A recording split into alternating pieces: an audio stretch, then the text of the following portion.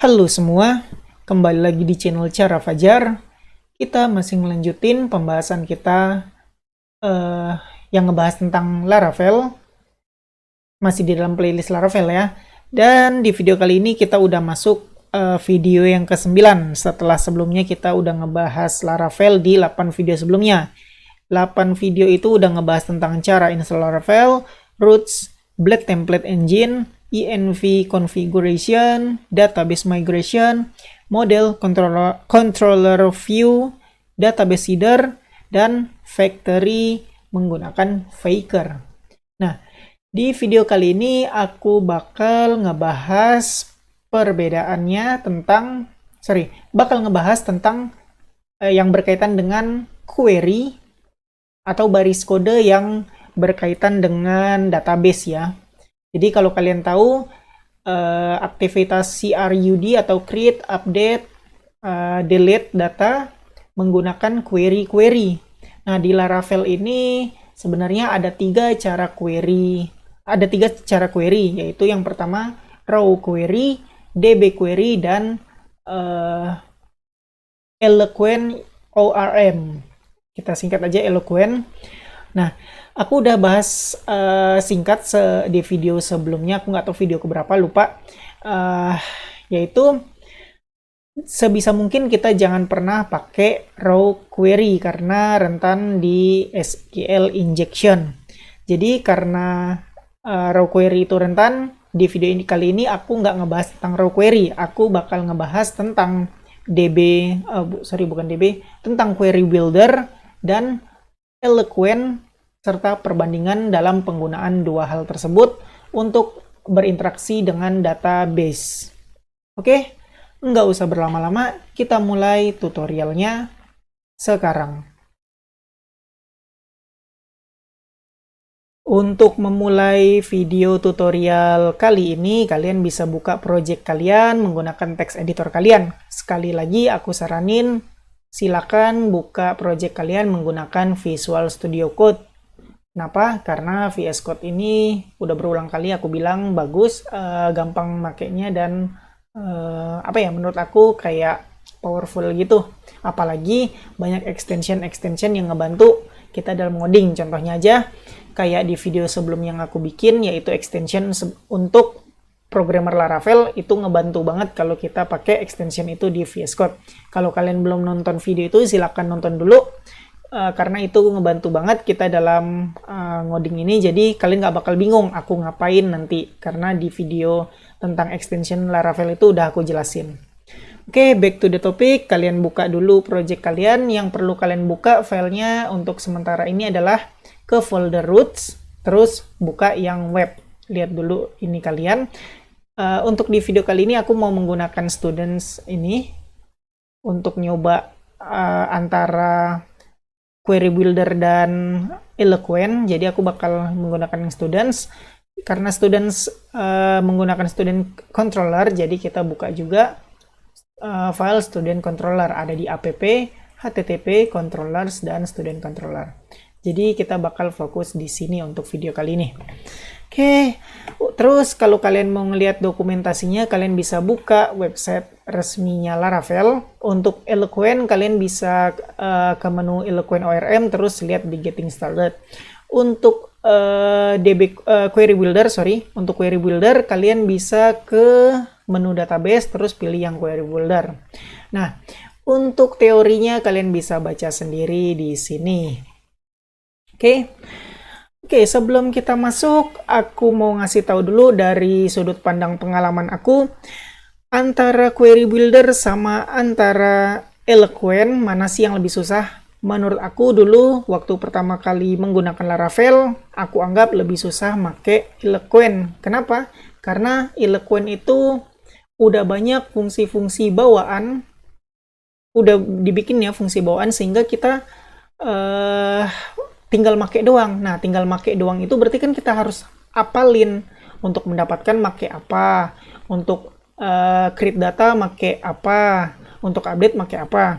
Sedangkan kalau query builder menurut aku lebih friendly terhadap programmer PHP yang pure PHP, nggak make framework.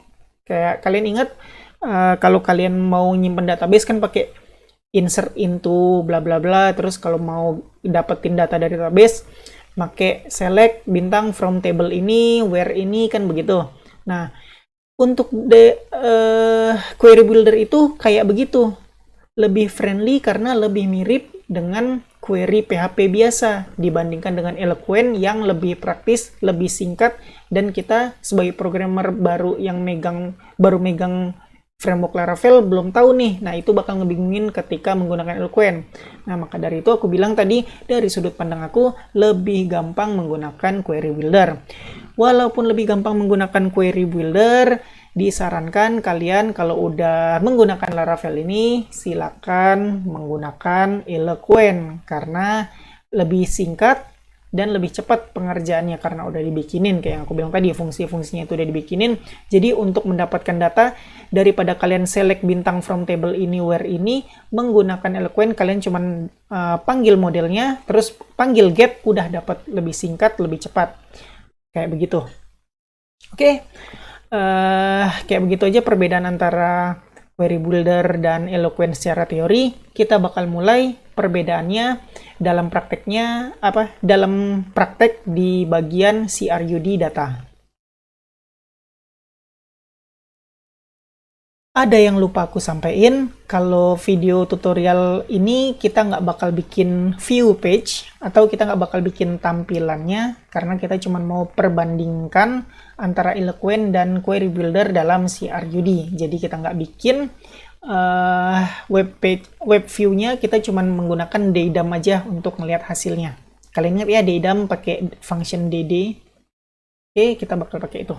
Oke, lanjut. Yang mau aku bahas sekarang, pertama kali adalah cara mendapatkan data atau get data dari database menggunakan Query Builder. Langsung aja kalian buka webnya ini di bagian yang Query Builder ya. Scroll ke bawah, kalian bisa lihat nih di sini yang paling yang aku liatin ini, $user sama dengan db bla bla bla bla bla.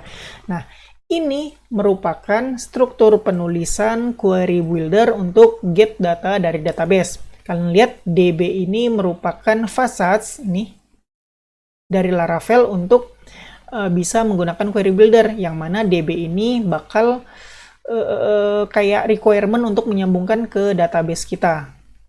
Nah, ingat karena ini facades atau bawaan atau kayak yang harus di-include, kita harus use di sini DB-nya. DB kita use di sini. Oke, terus lihat lagi yang selanjutnya ada titik 2 ini biasa, emang struktur penulisannya. Terus dilihat ada table. Nah, table ini nunjukin table mana yang mau kita akses. Nah, di sini nama tablenya users. Terus di sini ada get. Get itu artinya mendapatkan data dari table user ini. Sebenarnya bukan cuman get doang, tapi ada lumayan banyak ini, bukan cuman get doang. Nah, ada lumayan banyak yang berfungsi untuk, maksudnya lumayan banyak yang punya fungsi masing-masing lah. Contohnya untuk mendapatkan satu data aja, untuk ini itu untuk delete, untuk create data dan lain-lain. Tapi untuk sekarang kita mau coba yang get data dulu. Oke, langsung aja kita coba. Kalian bisa buka file student controller kalian. Nah, ini kan kita udah bikin kayak gini ya. Komenin aja karena kita nggak mau pakai yang ini dulu. Kita mau pakai Query Builder. Aku bakal komenin Query Builder. Nah, dengan cara Query Builder kita bisa menggunakan, jangan lupa kita tampung dulu ke dalam variable. Karena kita mau pakai student, kita jadi tampung ke variabel yang namanya $student aja. Nah, strukturnya tadi pakai db.2.2. Jangan lupa kita butuh use di sini.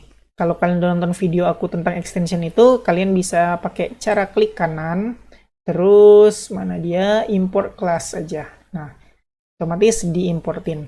Oke, lanjut. Kita akan mendapat mengakses table apa? Kita akan mengakses table, lihat dulu. Table yang kita akses adalah table student. Sini ya, aku gedein. Nah, udah kelihatan belum nih? Udah lah ya, udah segede ini pasti udah kelihatan tulisannya. Nah, kita akan mengakses table students. Langsung aja tulis, petik ya, jangan lupa students. Nah, tinggal panggil get. Sekarang kita lihat hasilnya. Cara hasilnya kayak yang aku bilang, kita mau pakai DDAM, jadi kita tulis dd $student. Udah selesai. Save dan lihat hasilnya. Oh iya, cara lihat hasilnya jangan lupa, kalau kalian lupa, seharusnya jangan lupa ya, pakai komen artisan php artisan serve. Nah, tinggal klik kontrol klik aja dibukain filenya. Nah, ini kan home ya. Aku pindahin ke mana? Karena kita student, berarti kita ke menu student. Lihat, ini dia tampilan hasil dari DDAM, dari query kita ini. Sebentar, ini udah aku zoom in berapa sih? 150%. Oke, udah cukup gede lah ya, kelihatan ya. Oke, hasilnya kayak begini. Kalau mau ngeliat hasil, item atau data-datanya dari mana, kalian bisa klik tanda panah di sini. Ini yang aku arahin kursor, klik aja. Ini artinya item hasil dari query ini ada 25 data, berarti ada 25 data students yang berhasil kita ambil menggunakan query ini. Oke, klik aja di sini, kalian bakal diliatin sebanyak 25 data. Terus ngeliat datanya gimana? Ya, tinggal di sini. Tuh. Oke, pokoknya nggak usah pedulin dulu lah isi datanya apa. Yang penting kita tahu kita udah berhasil mendapatkan data student sebanyak 25 data menggunakan query builder. Nah, query builder strukturnya kayak begini aja. Pakai DB, pilih tabelnya apa, terus studentsnya, terus nama tabelnya, baru pakai get. Nah, kayak begitu aja untuk query builder. Selanjutnya kita bakal ngebahas get data menggunakan Eloquent. Karena tadi udah kita bahas get data menggunakan query builder, sekarang karena kita mau ngebandingin berarti kita harus bandingin menggunakan Eloquent.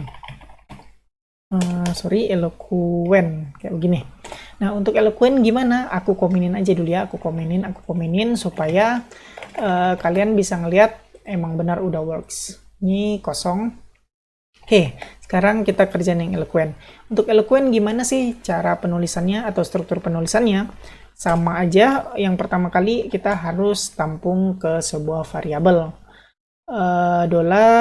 $students, student aja. Terus sama dengan, nah, untuk Eloquent ini, aku bilang tadi singkat, gampang banget karena udah dibikinin ya. Eloquent ini berkaitan dengan model. Jadi untuk menggunakan Eloquent kita harus punya model dulu. Kan kita udah bikin ya model, aku liatin dulu models. Nah, kita kan udah punya model student nih. Ini dia. Dan di student itu karena kita bikin kelasnya student, otomatis nama tabelnya adalah students. Jadi kalau kita panggil di sini student,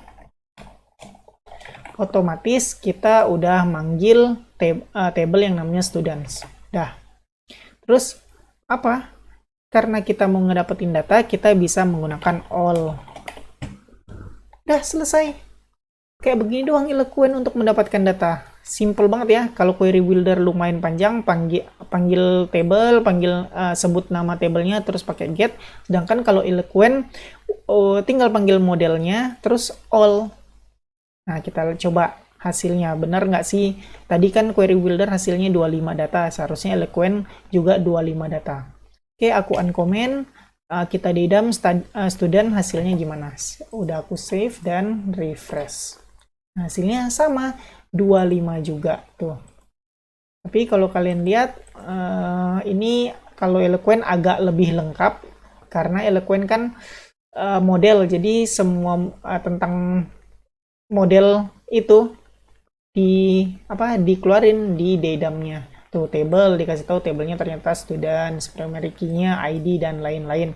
Kalau kalian mau ngeliat datanya ada di mana, kalian bisa ngeliat di attributes atau di original. Ini dia datanya. Oke, kayak di query builder tadi, kita nggak usah pedulin isi datanya. Yang perlu kita pedulin adalah jumlah datanya 25. Berarti sama kayak yang query builder tadi. Query builder hasilnya 25 data, dan Eloquent hasilnya 25 data. Dua hal ini menghasilkan data yang sama sebanyak 25 data.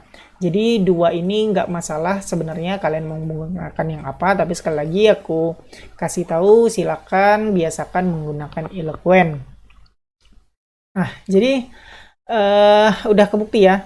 kita udah ngebandingin, bukan ngebandingin hasilnya karena hasilnya sama, tapi kita ngebandingin gimana cara mendapatkan data yang sama tapi menggunakan dua cara yang berbeda, satu query builder, satu Eloquent. Query builder agak panjang, Eloquent lebih singkat.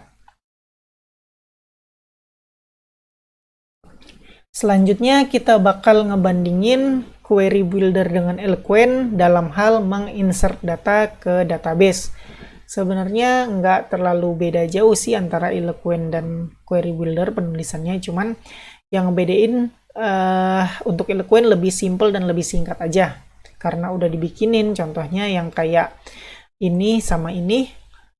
Untuk query builder kita harus sebutin tabelnya, nama tabelnya, sedangkan kalau menggunakan Eloquent kita nggak perlu nyebutin lagi nama tabelnya karena di model ini udah dikenalin nama tabelnya apa. Oke, kita coba aja lanjut ya. Kita bakal menginsert sebuah data, dua buah data lah ya. Satu buah menggunakan query builder dan satu buah lagi menggunakan Eloquent. Oke, langsung aja. Cara nginsert atau struktur penulisan query builder untuk menulis atau meng-create data itu gimana sih? Nah, sama. Kita menggunakan VasasDB. Kita panggil nama tabelnya adalah students. Nah, kita bisa menggunakan insert. Nah, di insert inilah kita masukin data-datanya. Lihat dulu di dalam table students yang mau kita masukin datanya ada value name, ada column name, gender, NIS, dan class ID.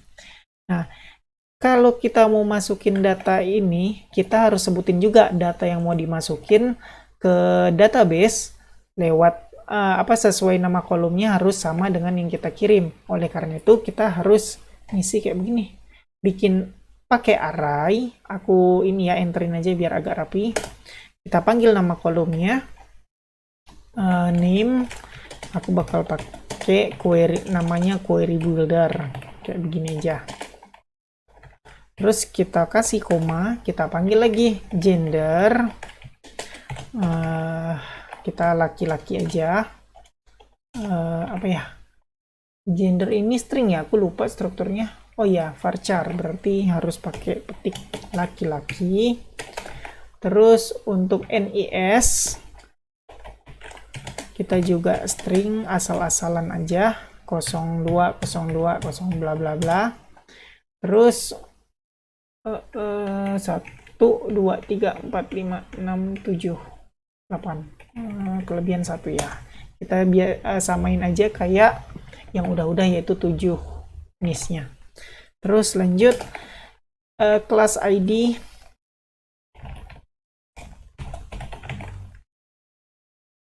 isinya 1 aja. Nah, udah selesai.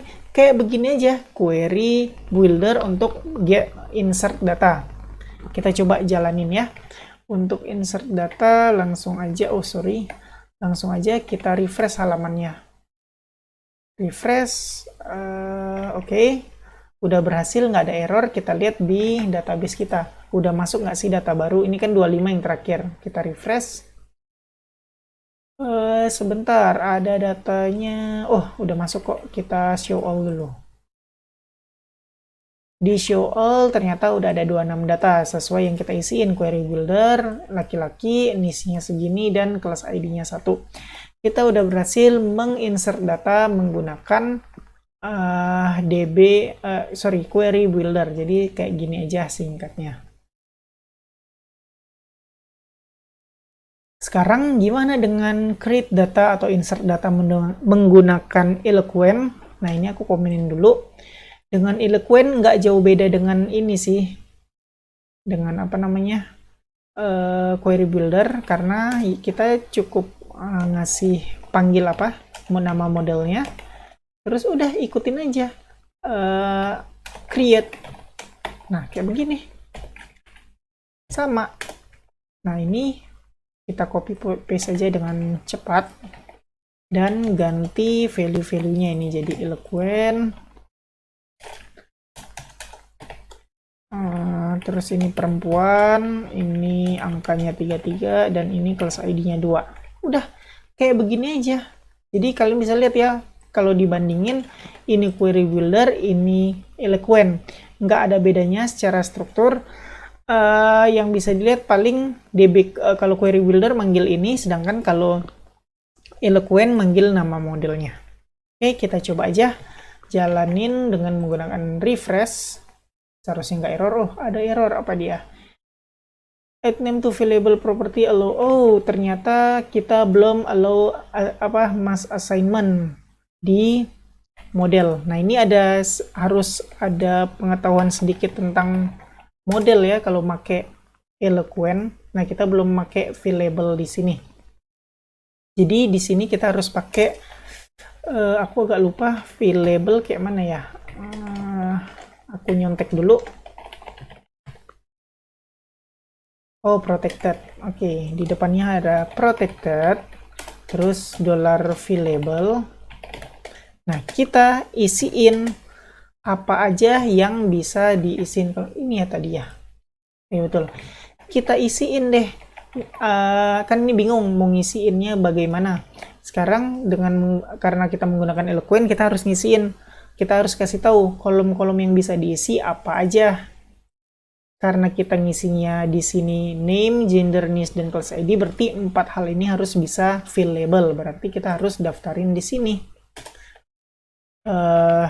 Titik koma jangan lupa. Name, koma, apa sih tadi? Gender, niche, class ID. Gender, niche, class ID. Jadi kayak gitu ya teman-teman. Ada kelebihan, ada kekurangan. Di Eloquent ini bisa lebih singkat kita menuliskan strukturnya, tapi kita harus untuk create data, kita harus ngedata kolom apa aja yang fillable, kayak begitu.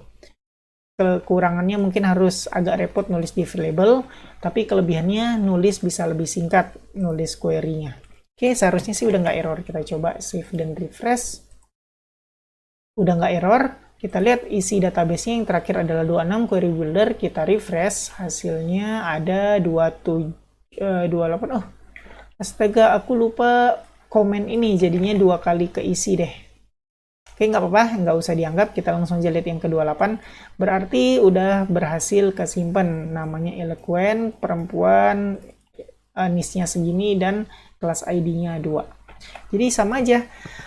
Cuman beda-beda sedikit penulisan tapi sama aja. Mungkin kekurangannya di Eloquent kayak yang aku bilang tadi, harus diisi fillable-nya dulu. Nah, antara query builder dan Eloquent ini sama. Terus aku mau ngasih tahu 2 ini silakan dipakai karena ini mewakilkan kalian yang query kayak begini. Select bintang insert into students, terus dikasih tahu name, gender, niche, class ID, values, apa isinya. Nah, jadi ini adalah perwakilan dari query ini. Sekali lagi, silakan kalian pakai, mau yang pakai DB query builder atau Eloquent, tapi sih silakan menggunakan Eloquent supaya kayak apa ya? Kayak Eloquent, Laravel udah ngasih kita Eloquent, silakan dipakai gitulah istilahnya. Kok udah dibikinin Eloquent kita malah nggak pakai, kan sayang banget. Gitu. Oke, kayak begitu aja perbandingan untuk query builder dan Eloquent dalam hal insert data. Selanjutnya kita bakal update data menggunakan query builder dan Eloquent. Nah, untuk query builder gimana sih struktur penulisannya? Ini aku komen aja dan ini komen. Nah, untuk query builder struktur penulisannya kayak begini. Nyontek aja lah biar cepat nih. Kalian tampung ke dalam suatu variabel, boleh juga tampung gini atau mau langsung juga nggak apa-apa. Tapi kalau misalnya kalian nampung, kalian bisa menggunakan buat didapetin data yang udah diubah tadi. Oke, biasain aja, tampung deh, nggak apa-apa. Oke, nah ini dia struktur penulisannya. Sama kayak tadi, kalian panggil DB, terus panggil nama tabelnya apa, dikasih tahu where ID sama dengan 1. Berarti kita mau ngupdate table user yang ID-nya sama dengan 1. Terus ini value yang diubah. Kalau dilihat dari sini, dia bakal mengupdate votes-nya ini sama dengan 1. Nah, kayak begitu struktur penulisannya. Sekarang kita coba untuk students ini ya. Kita bakal ngedit yang 27 ini, query builder ini. Penulisannya kayak begini aja, $student. Sebenarnya kalau kalian nggak mau munculin data student nanti, ya udah nggak usah pakai juga nggak apa-apa sih. Langsung aja db table, kita panggil students, terus kita panggil where, kita mau update apa namanya, ID yang 27, berarti ID sama dengan pakai koma 27. Sebenarnya sih kalau sama dengan kalian struktur penulisannya kayak begini, koma sama dengan koma berapa value, apa value-nya. Tapi kalau sama dengan kita bisa lebih singkat lagi, langsung pakai koma aja, nggak usah pakai sama dengan, Laravel pun ngerti. Oke, setelah kita table where ID sama dengan 27, kita bisa panggil update kayak tadi array. Kita mau ngubah apa? Kita bakal ngubah namanya query builder ini menjadi query builder 2 gitu aja ya. Name jadi query builder 2. Terus kita ubah dia kelasnya jadi kelas 3. Kelas ID sama dengan 3. Oke, sekarang kita coba, seharusnya berhasil sih ini, titik koma jangan lupa, save dan kita refresh aja, seharusnya nggak error. Oh, ternyata ada error, unexpected identifier into, ada error di mana, kita lihat dulu, nyontek di mana sih salahnya. Foods update db table students where ID sama dengan 27, terus update ini nih bla bla bla bla bla. Seharusnya nggak ada yang error, tapi kenapa ini error? Sebentar aku lihat ya. Kita coba ubah name-nya aja dulu tanpa class ID. Save dan refresh. Oh sorry, masih ada error apa enggak? Masih ada error into. Kita lihat syntax unexpected identifier into. Student controller 40. Ini ternyata yang error teman-teman, lupa dihapus, nggak kenal ini Laravel apaan. Jadi sebenarnya nggak ada error tadi. Ya udah, balikin lagi kelas ID, kita ubah juga, ini hapus. Save dan refresh. Seharusnya nggak error. Oke, udah berhasil. Kita lihat datanya. Seharusnya yang 27 ini berubah query builder 2 dan ini jadi kelasnya kelas 3. Kita lihat refresh. Yang 27 query builder 2 dan kelasnya berubah jadi kelas 3. Nah, struktur penulisan untuk query builder kayak begini aja. Sekarang kita bandingin update data menggunakan Eloquent. Ini kita komen aja dulu. Untuk yang Eloquent kita bakal ngubah data yang ID-nya 28 ini ya. Kita bakal ubah jadi Eloquent 2 dan kelasnya berubah jadi kelas 1.